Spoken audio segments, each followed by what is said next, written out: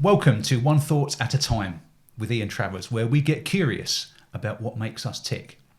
We're here today with a man whose career can claim him a man of the people.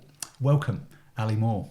Thank you, Ian. It's a very grand statement to start us off. That'd be a nice epitaph, that, I guess. Yeah, well, start with the end in mind, someone once said, didn't they? So let's get things rolling, Ali. Thanks for taking the time to come on the podcast. It's a pleasure. So let's just start off with, tell us, what do you do? So I guess I'm an HR person, really, I suppose, to trade. I've been almost 25 years in a variety of kind of senior HR roles. Latterly, I've kind of diverged somewhat into coaching, the world of professional coaching and consulting. I still do some HR work as well. So that's, I run, I work for ThinkingitBetter, and I also run my own coaching business as well. And what's the name of your coaching business? It's Ali Moore Coaching and Culture. Okay. Thanks for the plug. And of course, as usual, we will put any contact details you like in the comments of this as well, so that people can reach out afterwards. So I guess what would be really interesting is to just navigate the route. How did you end up in HR? How did you end up doing what you're doing now? So kind of take us on a bit of a journey as to how did Ali Moore end up sat here in front of this microphone? So I'd call it a happy accident, to be honest. So I actually, when I left university, the plan was to be a teacher. I was going to teach what they called, and I don't know what they call it in England, but in Scotland it was modern studies. So kind of social sciences was the kind of thing I was going to do. So my plan was leave university. I was going to do a gap year, and then I was going to go to teacher training university. And I was meant to go to Australia for a year. So I was all signed up. I had my visas and all the rest. I was going for 12 months, and that's what I was going to do. And then I didn't go for a variety of kind of family and other circumstances. I made the decision not to go. So suddenly I had a year that I was didn't really know what to do.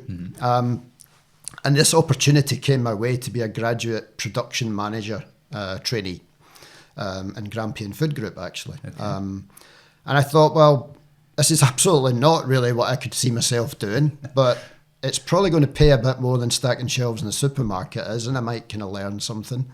So I thought, yeah, we'll give it a go. And I did that for almost a year. It's probably been 9 months, actually. And, I learned so much in that 9 months. I managed production lines. I managed people who had, I suppose you would describe, quite forcible, formidable personalities, I guess. And I realised I absolutely loved that. I loved, and it sounds very cliched, and hopefully people will appreciate as they listen to me here that, that people thing, it's not cliche for me, it's absolutely real. But that was where I got that kind of love of working with people, bringing people together, building relationships with people. That was it for me. The managing efficiencies and productivity and all that kind of stuff, it's all important stuff, but it wasn't the thing that really got me inspired. It was that managing relationships and building trust with people and that was what took me into HR. Actually, was I then signed up to do a postgrad diploma in personnel management, as it was still at the time. So just getting a bit curious at that point there, because I think a lot of people, even if they're thinking about going into management or leadership, they kind of have this preconditioned idea as to it's about telling people what to do, and you have to know more than them. Yeah. What was your experience? I mean, it was obviously it wasn't that. I was encouraged to be that. Right. I would say, and I would say even at that very early stage in my career, I kind of rebelled away from that notion because I recognised myself that's not how you get results. That's not how you build relationships. And I went the complete opposite way, really. I don't think in that 9 months I once kind of pulled rank, if you want to use that expression. I just focused on getting to understand people, finding a bit about them, working out how they best respond to situations, and that's served me well for 25 years, to be honest, that approach. Yeah. I guess I'm curious, almost before that point, so even before going to university, what was it that drove you in that direction, even before that point? I didn't go to university till I was 21. So I had about, when I left school with very, very few qualifications, actually, I had about 4 years of doing all manner of different types of jobs, from, working in supermarkets, filing, you name it. I even made holly wreaths one Christmas. I've done it all. And I think what that did for me was it built up a kind of body of life experience quite early on in my life that probably instilled some different thinking in me that than I would have had if I'd just gone from school to university to first job and. Mm. And even at that point, so, taking a job as a leader, junior leader at that point, what was the Ali like that was leading to that role? Did you like to be in charge or take the lead or be the figurehead? What was going on? What did you enjoy that led you even trying that? I enjoyed energizing people. Okay. And that's still the thing I enjoy now. That was the thing. Was just recognizing that I could help people to achieve results. It's no different to now, to be honest. So then on into HR. So then navigate us forward from HR then. So you've then decided to go down that route. Yeah. So I went to Robert Gordon University in Aberdeen. I did a postgraduate in personnel management, as it was at the time. And I've done 25 years since. I've done loads of jobs. I've worked with B-Sky-B, Mighty, eSure. I've done some local government work with the City of Edinburgh Council. Massive amount of time at Rolls-Royce and latterly Sulzer before joining ThinkingitBetter and starting my own business. Yeah. I would say my career there's kind of phases. I started out my HR career in a couple of just generalist HR roles, learning the ropes. B-Sky-B, my first HR role, they took a massive punt on me. I joined that organisation stuffing bonus statements in envelopes, right? And I just became so painful for a while as I was stuffing these envelopes because all I was doing was just asking questions. I was just beyond curious. And eventually I think they thought, let's just give him a job because it'll maybe stop him asking quite so many questions. But they took a big punt, somebody who had no HR experience, and they gave me a role as an HR consultant, and that was my first role. And I was working with people, other people doing that job who'd done it for years, and they just took a punt. And I'm very grateful to this day for the fact that they did. So a couple of generalist roles, and then I would say I branched out much more firmly into what we would call employee relations, trade union negotiations, real, quite heavy duty stuff, I guess. Yeah. And then after about 10 years of doing that type of role, in a manufacturing setting and also local government, public sector setting, I kind of realised that whilst I loved building relationships, right, and I always have, and in the trade union kind of forum, actually, that I learned so much about. It doesn't have to be adversarial. There's another way you can do this. It's all about relationships. Again, there's stereotypes there, isn't there? I mean, what experiences did you have in that space? Very, very difficult. If I think all the way through my HR career, in the various kind of trade union recognised environments I've operated in, there's been some difficult situations, reorganisation, having to reduce the number of employees you have, introducing modern working practice agreements that, on the face of it, it's something that really you need to do to remain competitive. But these things are emotional, it's change, right? And all change can be quite emotional. So I've had my share of standoffs. I've had my share of, heated discussions, shall we say.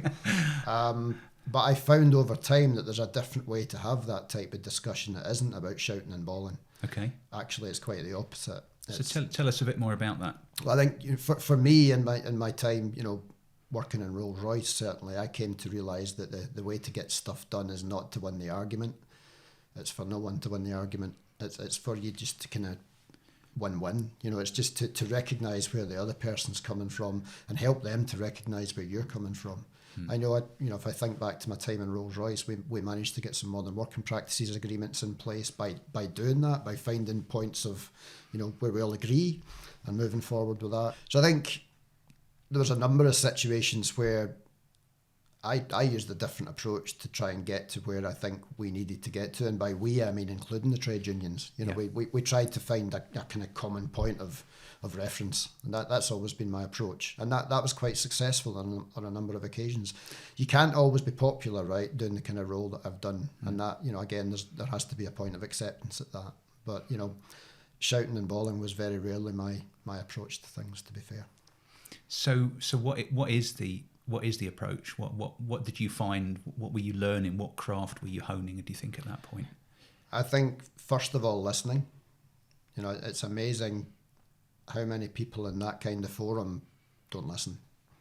You know, there's always going to be different viewpoints, and the very first steps to try and understand what the opposite viewpoint might be. And you can only do that by actually just kind of holding yourself back a little bit and just hearing what someone's got to say. You know, and that I suppose is something I picked up along the way and have developed over the years as well. So with all the different roles you've had in, you know, working with people in that HR role, what lessons do you think you've taken from that? I think always recognise the person is the biggest lesson of all, because whatever context you're in, however much pressure there is, there's always a person, and that person has their own kind of, you know, their own background, their own experiences, and, you know, probably paddling like heck under the surface the same as I am. You know, I think when you start to get to that realisation, everything else is a bit different. So that's been a big thing for me.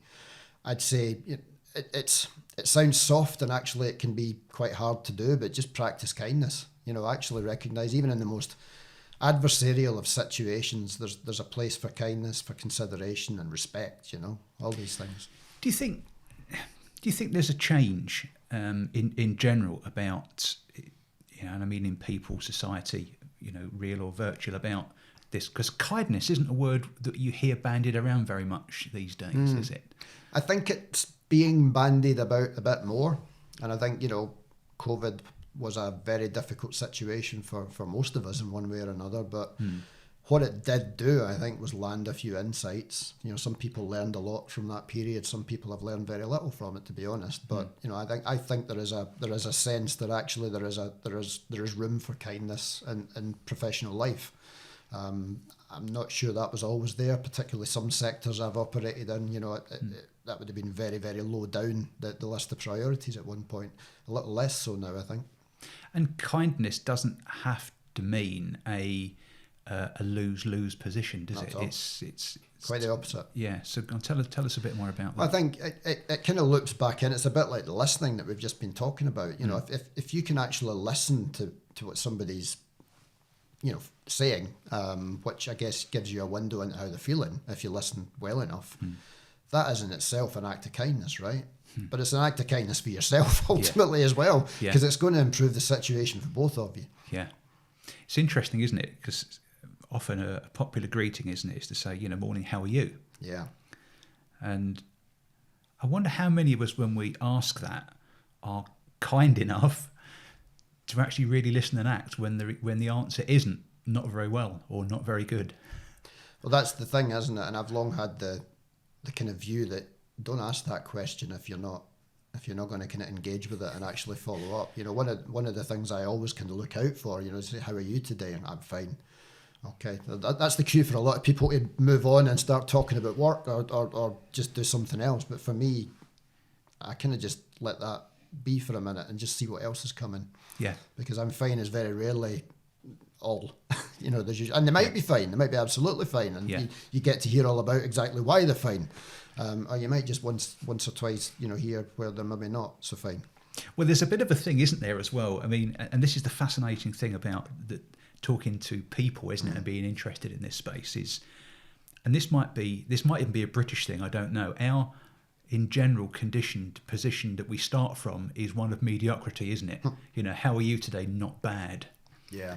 Well, it's a very British thing in particular, that, isn't it? Not bad.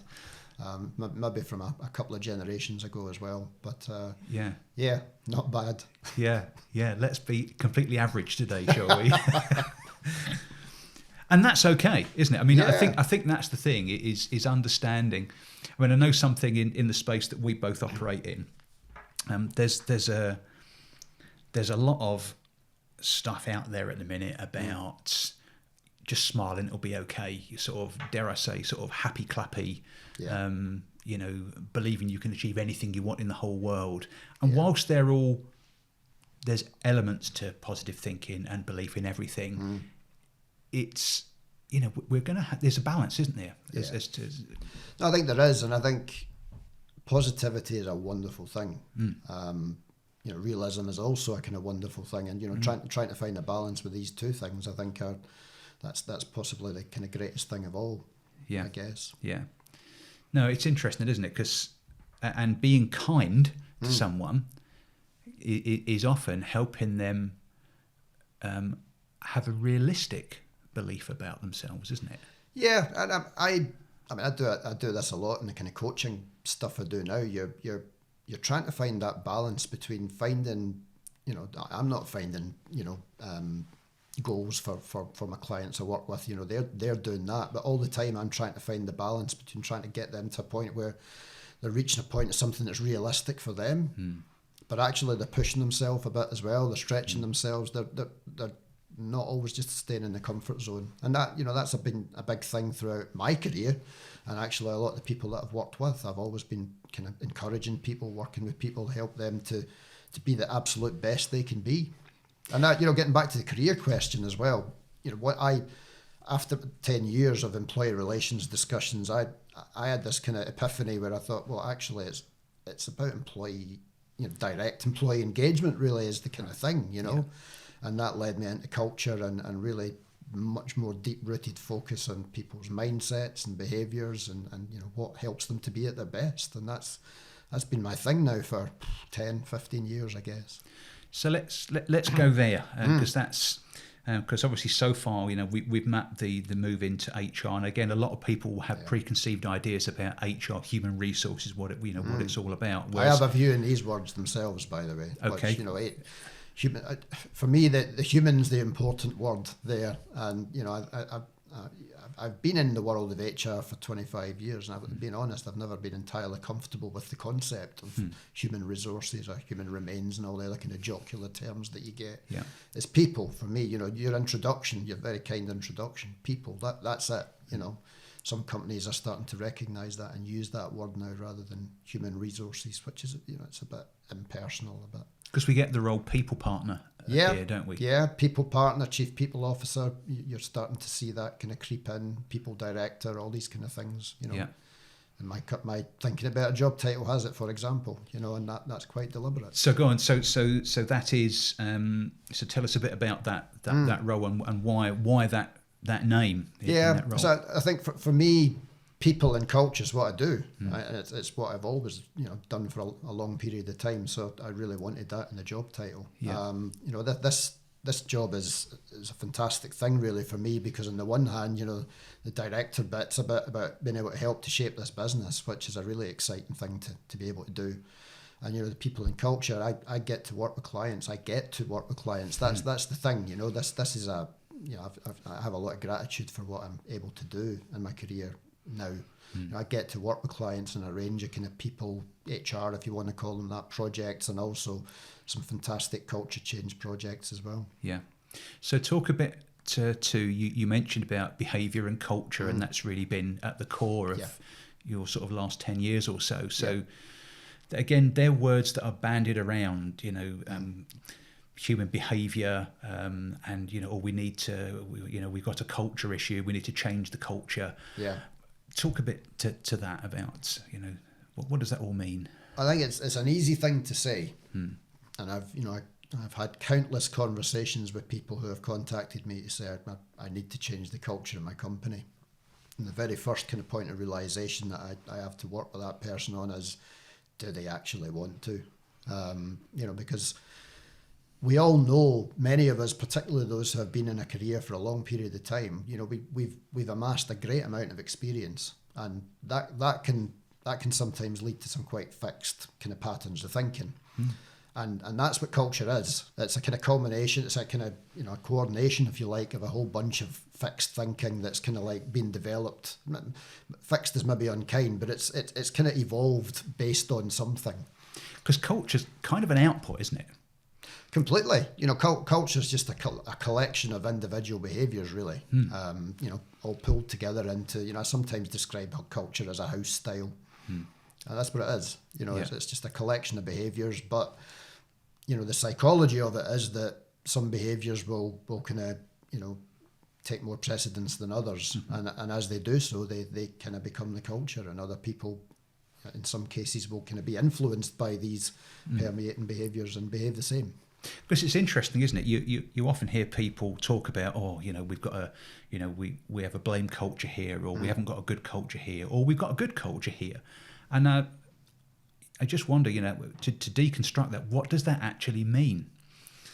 Yeah, I'm never quite sure when I hear the term a good culture, because that's a very kind of subjective, opinion anyway. I think for me, the question I'd be asking, does your culture support your business? Right. Does it support your values? And if it does, then I guess you could call it a good culture. You could call it a complementary culture, an effective culture, a great culture, I suppose. That these are more emotional words for me. I mean, this is. I mean, we're getting into some interesting territory here, and again, you mentioned the word values. Yeah. So in the whole umbrella of HR, we're now talking about beliefs and culture and values. What do we mean by values?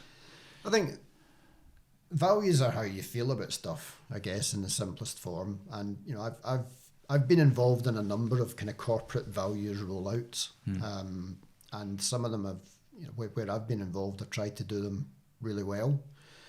And the thing you always have to remember with values is everyone has their own. You have your own, I have my own. And a great starting point if you're rolling out corporate values is to try and recognise that and try and find a bridge between what people themselves think and what the company is trying to kind of encourage them to think. Yeah. And if you can find some kind of join between these two things, that's an amazing thing. Am I going to agree with everything of my company's corporate values? The chances are probably not. But culturally, if there's an opportunity for me to share how I think about it, that's still quite powerful. We're unlikely to get a situation where our personal values and the corporate values are in absolute alignment. Unlikely. So when you're working with in your personal coaching space, is that approach the same then with an individual? Is it sort of understanding about their values and what's important to them? Does that wash through to the way you treat with individuals too? It can do. I think the coaching, obviously the situation will be different depending on what they're wanting out of the sessions. But quite often with coaching clients, I've done some work to really help them to have more belief in the values that they've got. Because of course a lot of people, the classic situation I guess is they don't feel that sense of alignment with the kind of environment that they're working, and they don't feel confident enough to say so. They don't feel confident enough to articulate what they stand for. I mean, I've certainly done some work with coaching clients where we've really built up that individual narrative, that individual kind of view of the world, that they start to be a bit more confident in coming out and kind of sharing some of that and contributing to their company's culture rather than kind of like standing back as if it doesn't include them, because it does include them. And this is where the true value of belief starts to appear, isn't it? Because it's true belief in confidence in yourself and your contribution, isn't it? Yeah, absolutely. And that's the kind of thing most coaches will kind of say that they really work on, is trying to help their clients to, I guess, be the best version of themselves. And part of that is just having a set of beliefs that kind of work for you and working with them. And sometimes some beliefs need reframed. Some people have developed some self-beliefs that are actually not a representation of what they really are. And a big part of coaching is helping them shine a light on that and helping them to kind of move away from it to something else that will serve them better. And I suppose there's also the other end of where beliefs can get don't serve us well is where that is the only strategy deployed, isn't it? To say, oh well, yeah, you are gonna be able to climb that mountain, all you got to do is believe you can, and it has a role, but there's so much more has got to go with that to make that a genuine and honest absolutely belief, isn't it? The person needs to actually believe that. It's very easy to make a statement, Adidas used to say impossible is nothing, and I kind of get the sentiment, but as we said earlier, there's a kind of realism there, and it's how you work with someone to help them to be the absolute best they can be. And that's always the words I use. That's not saying that they can do absolutely anything. I'm never quite sure that people can do that. But what it is saying is there's room for a lot of stretch in any particular person, because what you think you can do and what you can actually do, the latter is certainly more. I don't think there's any question about that in virtually all cases. It's interesting. So many times it's about trying to work out what is important and what is that what does that belief need to be? And I always think back to my mum. It must be 10 years ago now. What was important to her is that she needed to believe she could walk up a set of stairs unaided. Yeah. Now, for many people, that wouldn't even be a bump in a piece of paper in terms of a personal goal and something they needed to believe in, but it was huge. Absolutely. And that's exactly it for everyone. Everyone will have their own set of stairs. It's a great metaphor, actually, for what we're talking about, and it's a lovely example as well. Thanks for sharing it. But that's my role as a coach and actually as a consultant, because it's exactly the same principle for an organisation. You're helping them to be the best they can be, because it gets them a level of performance that's even better than what they've had before. And of course, again, at the other end of this belief is to sell someone a staircase that they have no hope of ever reaching the top of. Yeah. And that's where you get introduced to your own belief system here, don't you? When someone says to you, "That was brilliant, well done," and that little voice in your head goes, "That wasn't that good." You've just kind of met your internal belief system, haven't you? Really? Yeah. And if somebody else says to me, "That was brilliant, well done," I'm one of the least likely to take that one on board. But at some point you have to just say, "Well, okay, maybe it was." Yeah, maybe. Yeah. So, with all that we've discussed that you've learned, Ali, in your career HR space, I just wonder how your lessons from that play out outside of work. That quite strongly. I'm married. I've got 2 kids. My wife will tell you that I have my days like anybody. But I think a lot of what I've learned, I've certainly tried to, in the coaching space particularly, do I coach my kids in the way I would coach a coaching client? No, but I do try and ask questions more than make statements. I frequently catch myself, and my wife in her professional life as well. I have loads of advice I could give, and she asks me for it, and I'll give her it. But quite often I find myself trying to kind of help them to find their own way. Just in exactly the same way as I've done at work, because it helps them grow, I guess. And, particularly my kids, I've taken great joy watching them develop in the way that they are, and there is a role there for not just giving them all the answers. I think that's quite important. Do you think they realise they've been coached? I think my older girl Freya, I think she's kind of catching on now. I think she can see certain things, but she'll say that you'll ask me a question quite a lot, Dad, when I've just asked you one.